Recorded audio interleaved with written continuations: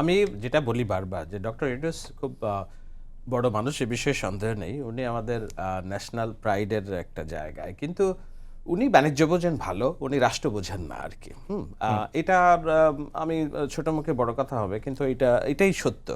উনি যদি রাষ্ট্র বুঝতেন তাহলে বাংলাদেশে এমন অনেক কাজ আছে, যেমন আইন শৃঙ্খলা, পলিটিসাইজেশন অফ পুলিশ। আমরা বারবার শেখ হাসিনার আমলে কেন বিচার ব্যবস্থা নিয়ে এত গোস্বা প্রকাশ করেছি, এমনকি গণজাগরণ মঞ্চের বিচারের বিরোধিতা করেছি, বিকজ বিচার প্রক্রিয়াটা স্বস্থ ছিল না। যেসব আইনজীবী নিয়োগ দেওয়া হয়েছিল এগুলোর বিতর্ক ছিল এবং ট্রায়াল প্রসেসটা বিতর্ক ছিল।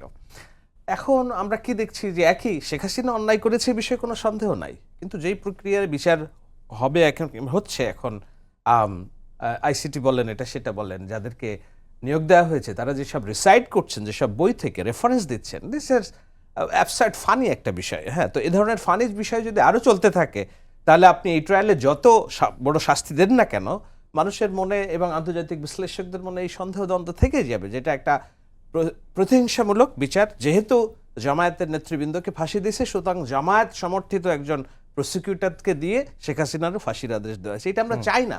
আমরা চেয়েছি কি ক্যাঙ্গারু বিচার ব্যবস্থা না, আমরা চেয়েছি একেবারে নিউট্রাল বিচার ব্যবস্থা।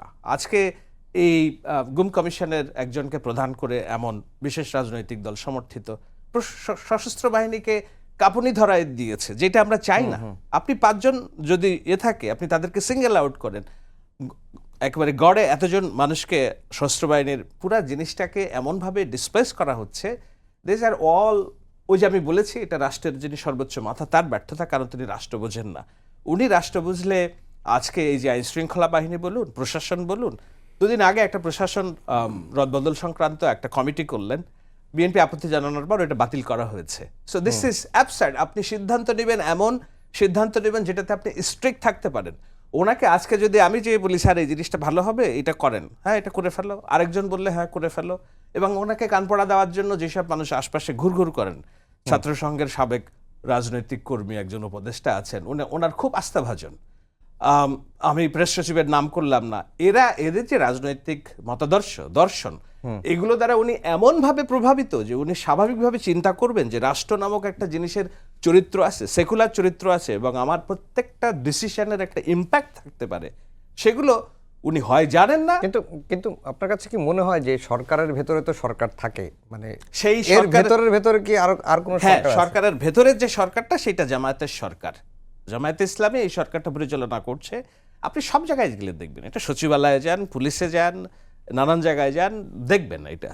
এবং এই জন্যই তারা যে নির্বাচন নিয়ে টালবাহানা কিংবা যতদূর বিলম্বিত করা যায় এগুলোর কাজগুলো চলছে, কেননা বাংলাদেশ রাষ্ট্রের অভ্যুদয়ের পর এই প্রথম তারা সরকার পরিচালনা করছে।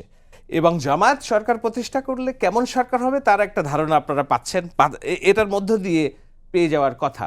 আজকে রিকশাওয়ালা, উবার ড্রাইভার, সবজি বিক্রেতা, একটা মানুষের কাছে আপনি যাবেন, কেউ বলবেন না দেশ ভালো চলছে, বলবেন স্যার একটা নির্বাচন দরকার, এইভাবে দেশ চলতে পারে না।